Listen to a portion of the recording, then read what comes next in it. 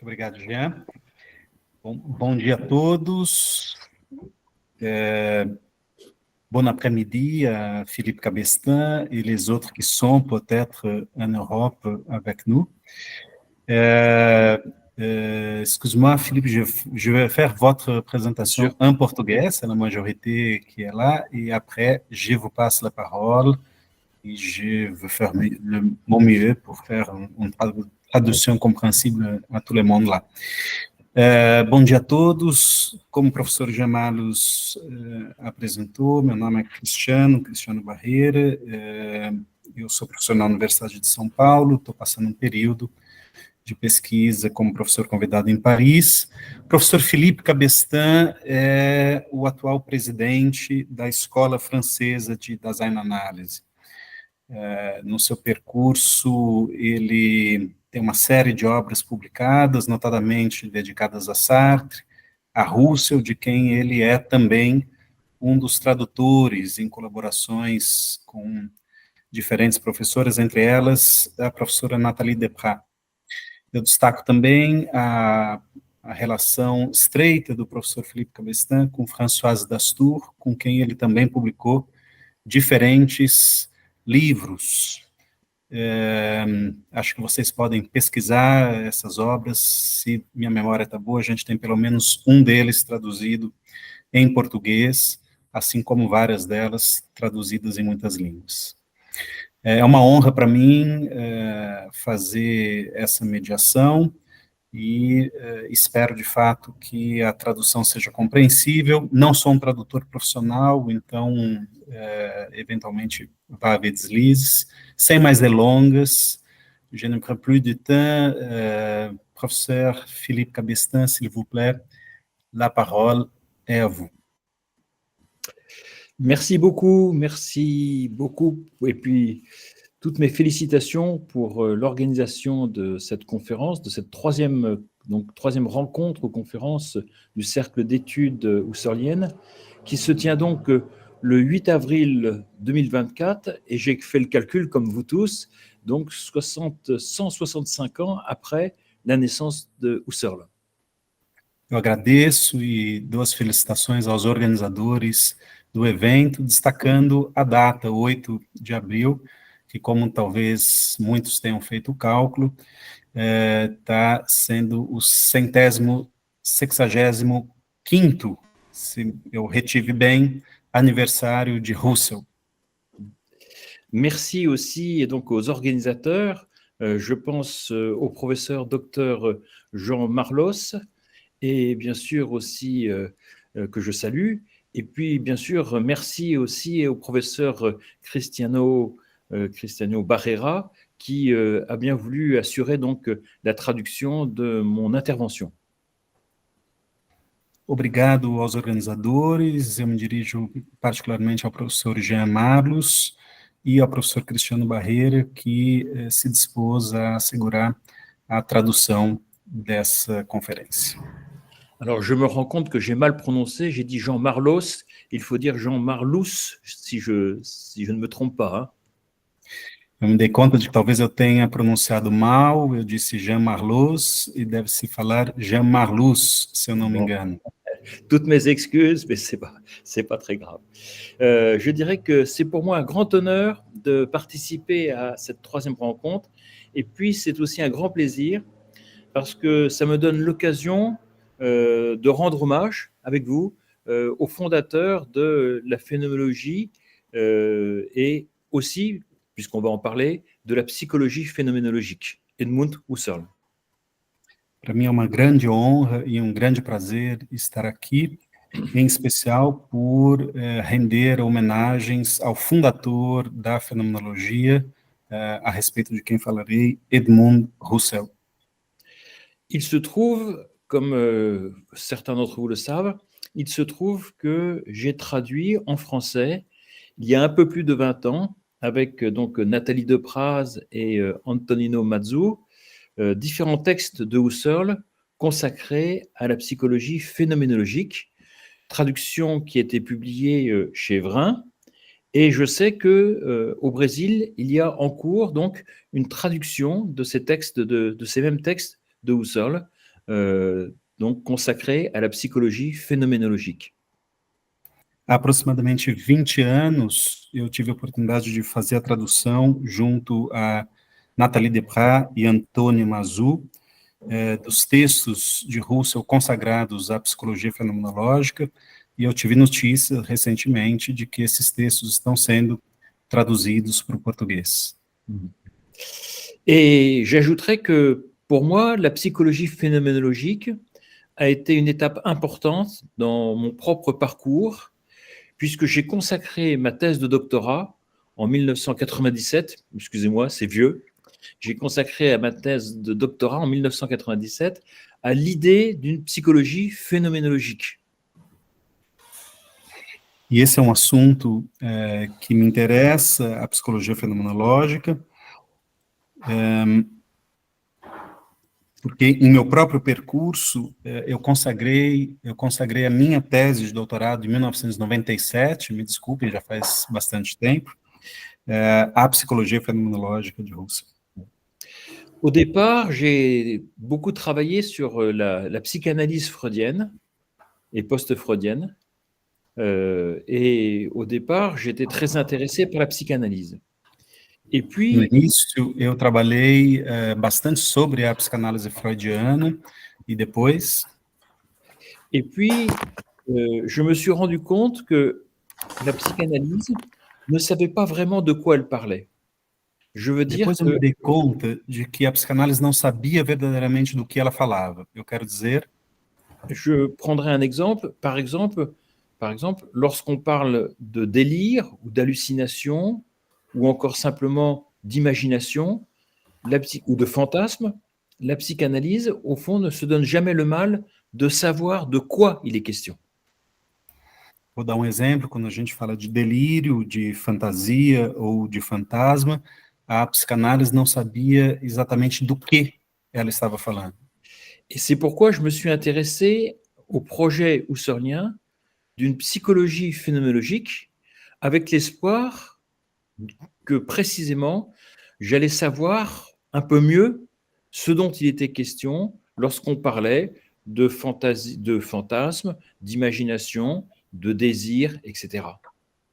E é por isso que eu me dediquei à fenomenologia, à psicologia fenomenológica de Russell, na esperança de me dar conta a respeito do que se falava quando se referia a delírio, desejo, imaginação, fantasia, fantasma. Je vais, dans cette intervention, aborder trois éléments, trois parties. Une première partie va être consacrée à l'idée d'une psychologie phénoménologique. Une deuxième partie aux difficultés qu'elle rencontre. Et une troisième partie à son prolongement sartrien.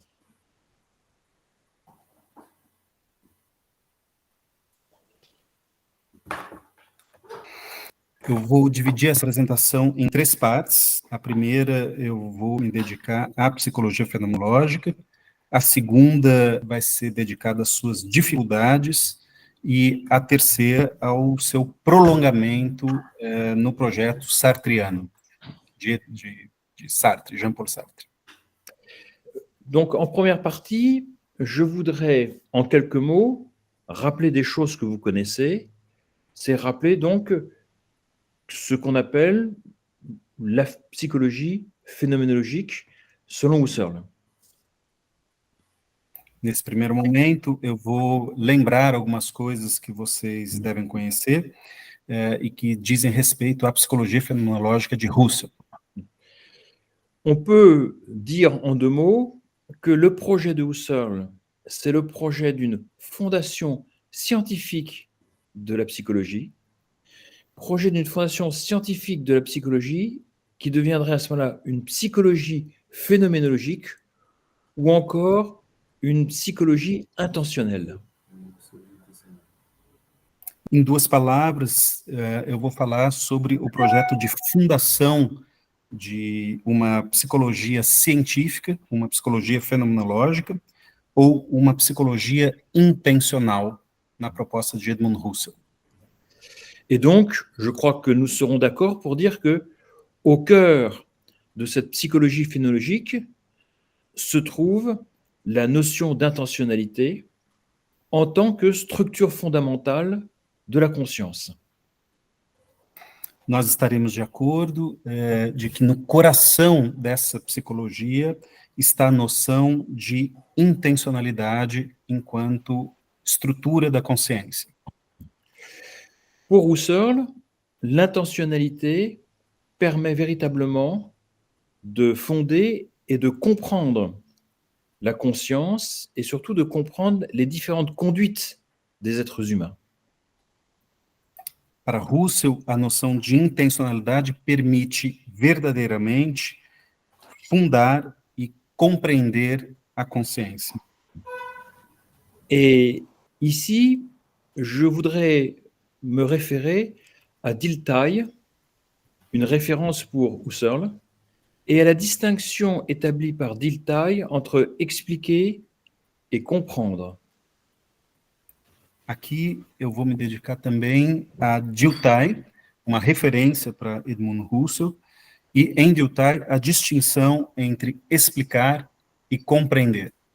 Cette distinction entre expliquer et comprendre est véritablement fondamentale parce qu'elle permet de distinguer entre les sciences de la nature, par exemple la physique, et les sciences de l'esprit, par exemple la psychologie.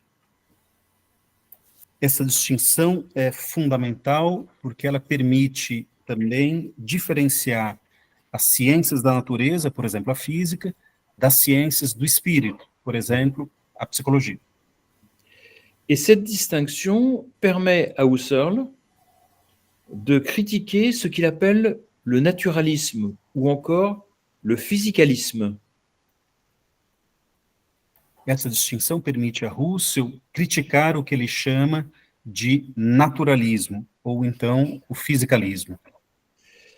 En effet, pour Husserl, le naturalisme ou le physicalisme, écrit-il, ne voit rien qui ne soit à ses yeux nature et avant tout nature physique. De telle sorte que, pour le naturalisme, le psychisme est un phénomène qui doit être compris et à la manière des sciences de la nature. Para Husserl, o naturalismo ou o fisicalismo não vê nada que não seja natureza física e vê, portanto, o psíquico como fenômeno natural. En d'autres termes, le naturalisme ou le physicalisme identifie le psychisme à un phénomène naturel qu'on pourrait expliquer, alors que pour Dilthey et pour Husserl, il faut le comprendre. O naturalismo vê o psiquismo como um fenômeno natural que nós poderíamos explicar, enquanto para Husserl e para Dilthey é necessário compreendê-lo. Et comprendre la conscience intentionnelle, c'est précisément considérer qu'elle n'est pas assimilable à une réalité naturelle, qu'elle n'est pas assimilable à une chose physique. Compreender a consciência intencional corresponde a compreender que ela não é assimilável à natureza, que ela não é assimilável a uma coisa física.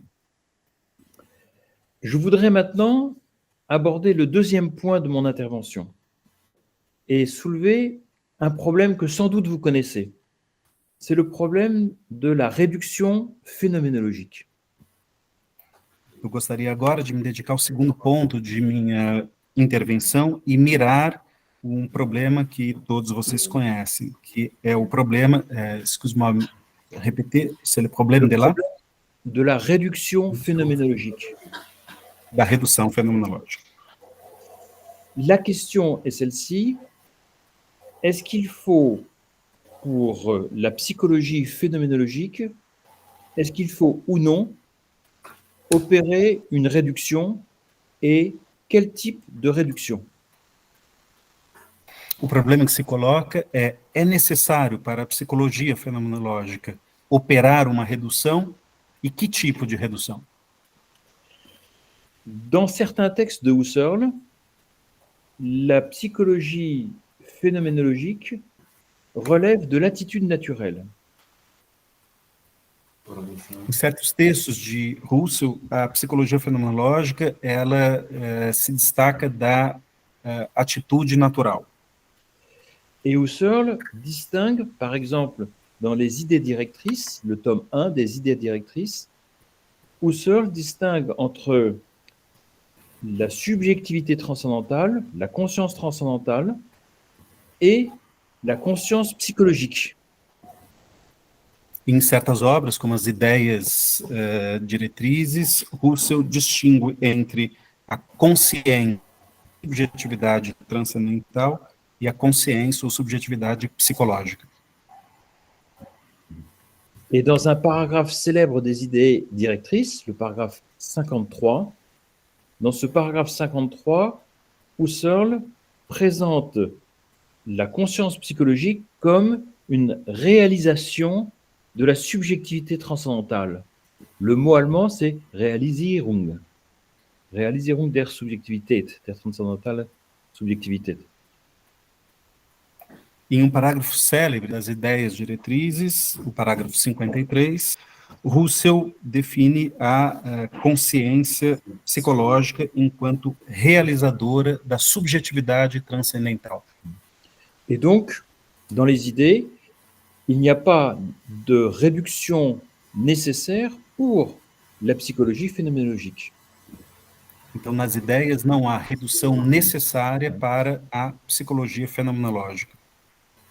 Or, la difficulté, c'est de savoir si, en demeurant dans l'attitude naturelle, la psychologie peut être une psychologie phénoménologique.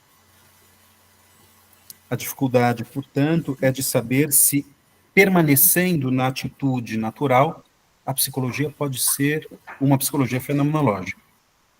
Autrement dit, est-ce que dans l'attitude naturelle, la psychologie n'est pas amenée à ignorer l'intentionnalité et à ignorer le caractère non chosique, non naturaliste, le caractère non chosique de la conscience psychologique.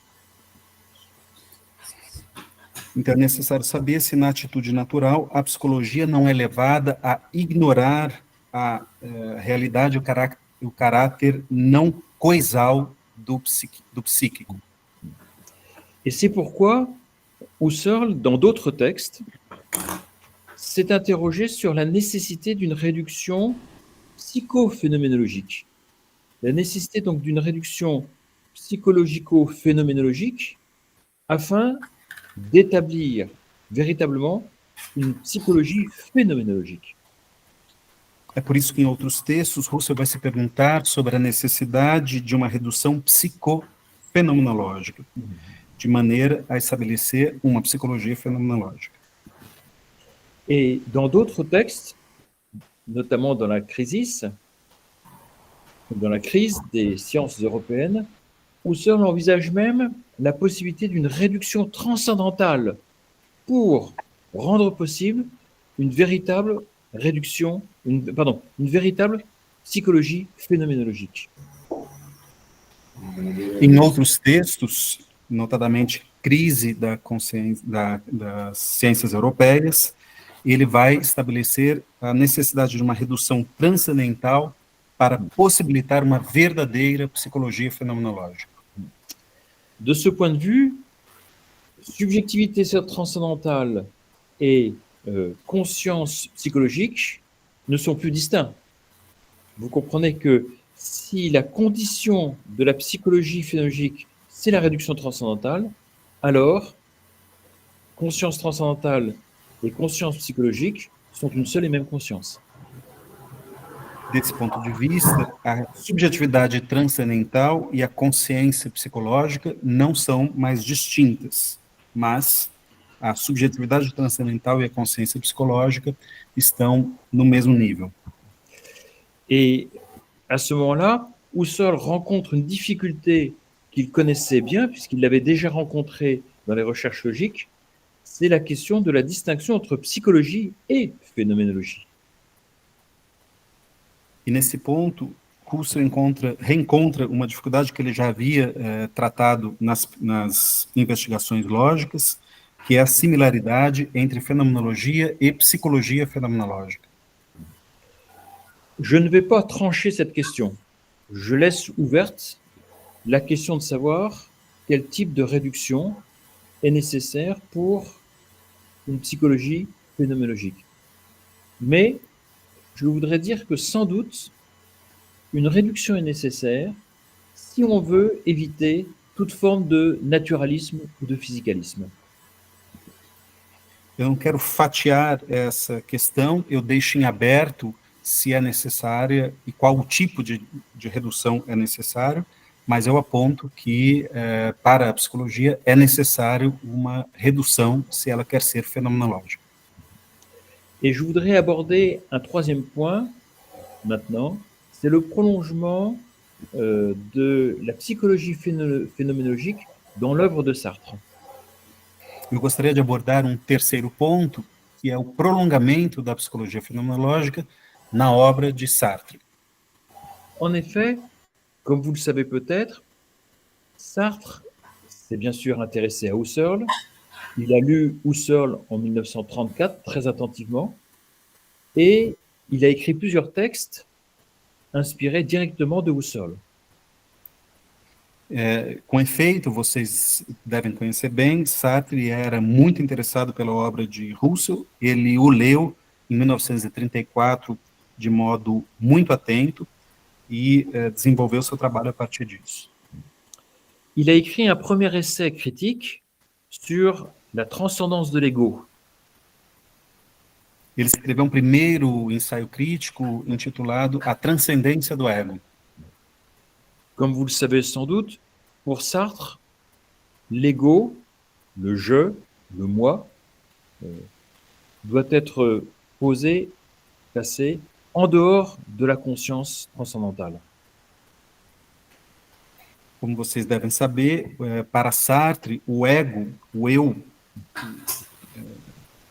ele deve ser colocado de fora da consciência transcendental. Mais ce qui m'intéresse, c'est deux autres textes. D'une part, l'imaginaire et d'autre part, l'esquisse d'une théorie des émotions. Mas o que me interessa são dois outros textos, de um lado o imaginário e de outro o esboço de uma teoria das emoções. Et dans ces deux textes de 1939-1940, Sartre explicitement développe ce qu'il appelle lui-même une psychologie phénoménologique. E nesses textos de 1939 e 40, Sartre explicitamente desenvolve uma psicologia fenomenológica. Ainsi, dans l'esquisse d'une théorie des émotions, il propose une description phénoménologique, psychophénoménologique, de l'émotion en tant que conduite magique, en opposition à la conduite pragmatique. Assim, na teoria, no esboço para uma teoria das emoções, o Sartre define as emoções enquanto condutas mágicas, en opposition à la conduite pragmatique, réaliste. A conduta pragmática realista. Et puis, dans l'imaginaire, et c'est ce texte qui m'intéresse le plus, Sartre réfléchit sur l'imagination ou encore ce qu'il appelle la conscience imageante. E depois, no imaginário, esse texto que me interessa mais aqui, Sartre se ocupa com a imaginação ou com aquilo que ele chama de imaginante. La conscience imageante, hein, c'est le terme de Sartre. Hein, la conscience qui imagine, la conscience imageante.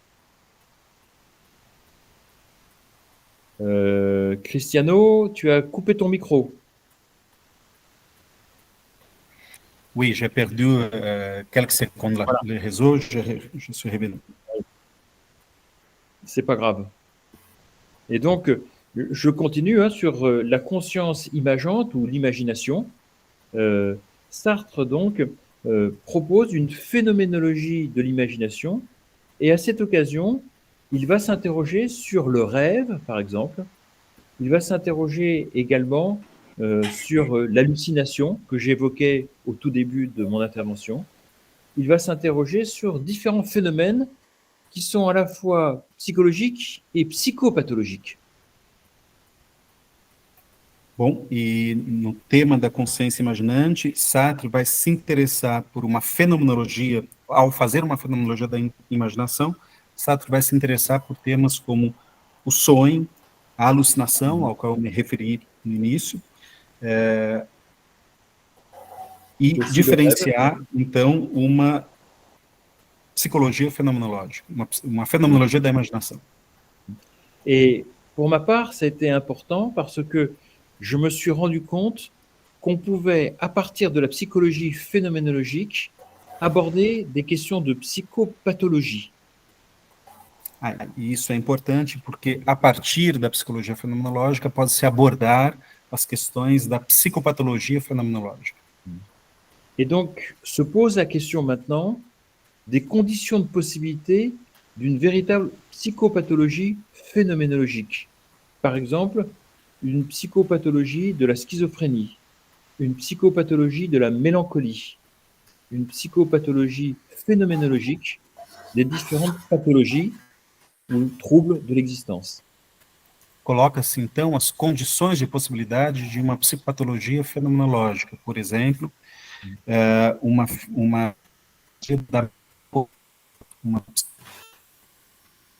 condições de fenomenologia. Je voudrais encore dire quelques mots pour expliquer comment je suis passé de la psychologie phénoménologique à l'analyse existentielle ou Daseinsanalyse. Eu gostaria de dedicar algumas palavras para contar como eu passei da psicologia fenomenológica à análise existencial, ou à Dasein-Analyse. Je dirais tout simplement que l'analyse existentielle est comme le prolongement naturel de la psychologie phénoménologique. Et que l'œuvre de Heidegger et de la Daseinsanalyse doit être pensée dans le prolongement de l'œuvre de Husserl et de la psychologie phénoménologique. Eu entendo que a análise existencial é como o prolongamento natural da psicologia fenomenológica, e a obra de Heidegger é um prolongamento da proposta de psicologia fenomenológica. Parce que dans l'analyse existentielle, on va s'interroger sur, bien sûr, la condition humaine, on va s'interroger sur l'être humain, mais aussi sur les troubles de l'existence, les difficultés que l'être humain rencontre. Na análise, isso porque na análise existencial nós vamos nos interrogar sobre a condição humana e também as perturbações da existência com as quais o ser humano lida e em que se encontra. Et le point commun entre la psychologie phénoménologique de Husserl et l'analyse existentielle, c'est précisément le refus du naturalisme, le refus du physicalisme, c'est-à-dire le refus de la réduction de l'être humain à une chose. E o ponto comum entre a análise existencial e a psicologia fenomenológica é a rejeição do naturalismo, a rejeição da consideração do ser humano como uma coisa. Et je m'arrêterai ici en disant que je vous encourage beaucoup à travailler, bien sûr, la psychologie phénoménologique, les textes de Husserl, et puis aussi à peut-être développer des analyses plus précises, qu'il s'agisse par exemple d'une psychologie phénoménologique de la volonté, une psychologie phénoménologique du désir, une psychologie phénoménologique des phénomènes pathologiques, etc. Bom, eu concluir por aqui, apontando e encorajando vocês a desenvolver uma psicologia fenomenológica com base mais precisa de uma psicologia fenomenológica da vontade, psicologia fenomenológica do desejo, e assim por diante.